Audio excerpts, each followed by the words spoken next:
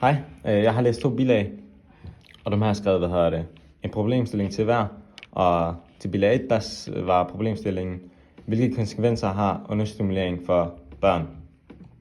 I bilag 1, der var eksemplet med Merle, som blev fulgt under en dag på daginstitution, hvor hun fik hele 17 minutter af voksenkontakt med en voksen, hvor det var god og udviklende kontakt med voksen, og ud af 5,5 time. Og ud af de 12 minutter, ud af de 17 minutter var 12 minutter af dem, hvor det var en pædagog, der læste op for hende, og så de andre 5, det var småsnak mellem voksen og barnet. I forsøget, der kan man se, at der er mangel på ansigtsstøtter.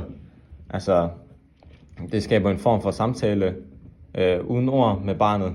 Og hvis Merle ikke får det, kan det gå ud over hendes tilknytningsadfærd, fordi hun ikke lærer at føle sig tryg hos den voksne. Ja. Og så, Merle er sådan let barn, altså lette børn. Altså et børn, der er nemmere at trøste og nemmere at aflæse. Og Merle kan derfor bedre klare lidt manglende stimulering, hvis hun er sådan et barn.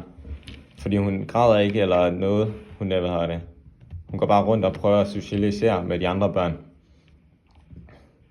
Men hvis hun ikke har de samme ressourcer, kan hun blive mere sårbar. Og ja, man kan også tale om resiliens inden for bilag 1, som betyder Merles evne til at komme sig over svære ting. Det viser, at selv hvis Merle har oplevet understimulering, kan hun klare sig godt senere i livet. Og det kan man se, da hun bliver, da hun får skiftet daginstitution, der begynder hun at snakke mere med, de andre børn og med de andre børn og voksne. Det viser bare, at Merle ikke blev påvirket af understimulering i den første daginstitution. Ja, og så oprindelse og formål fra bilag 1 undersøgelsen, det var en undersøgelse af Camilla Carlsen og Kirsten Ager fra TV2. Og formålet for det var at finde ud af, hvor meget kontakt pædagoger og børn har på en dag i daginstitution. Resultaterne var, at man kom frem til, at Merle kun fik 17 minutters god og udviklende voksenkontakt ud af 5,5 time. 12 af de 17 minutter var en pædagog, der læste en historie op for hende. Da Merle så prøver at snakke med andre børn, bliver hun skubbet væk. Og man kan se, at Merle gerne vil socialisere sig, men får ikke mulighed for det, fra selv børnene og voksne i den første daginstitution. Men da hun så bliver skiftet til en anden daginstitution, begynder hun at socialisere med de andre børn. Jeg vil sige, at ulemperne under det her forsøg var, at det kun blev gjort på en af børnene i daginstitutionen, og ikke flere, så man sådan havde noget at sammenligne med, og se om det var barnet selv, der ikke ville socialisere, eller om det var voksne, og om der var underbemanding i daginstitutionen.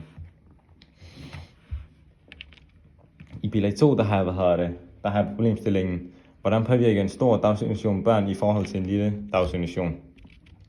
I en stor daginstitution er der ofte mange børn per voksen.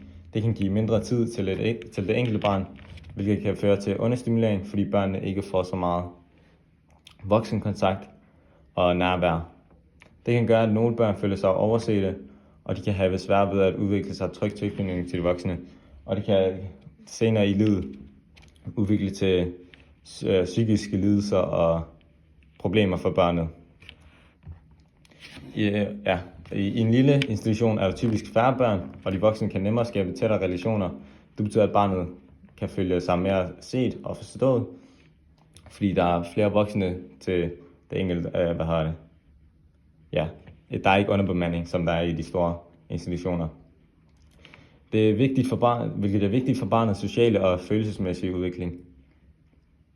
I en stor institution kan børn dog lære at indgå i større fællesskaber og udvikle sociale kompetencer, fordi de er nødt til at navigere blandt mange andre børn. Men risikoen er, at nogle børn drukner i mængden og ikke får den nødvendige støtte. Men i den lille institution, der møder man stadig folk, men bare ikke lige så mange, og det er, men man får mere voksen kontakt. Ja. Det var det.